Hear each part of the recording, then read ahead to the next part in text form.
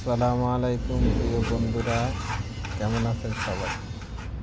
এই কাজটা হচ্ছে একটা ছাদের উপরে ওয়াটারপ্রুফ লাগাইছি।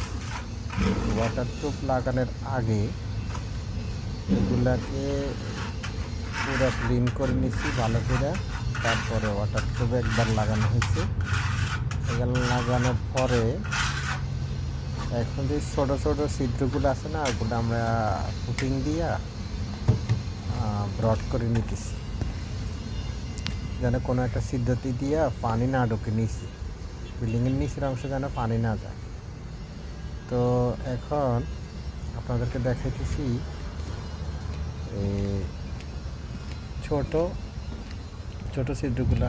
দেখেন এখানে কমপ্লিট হয়ে গেছে কাজ, এখানে কমপ্লিট হয়ে গেছে। এখানে আরেক কোট মারা হবে, এখানে বাকি আছে। এখানে ছোট ছোট যেই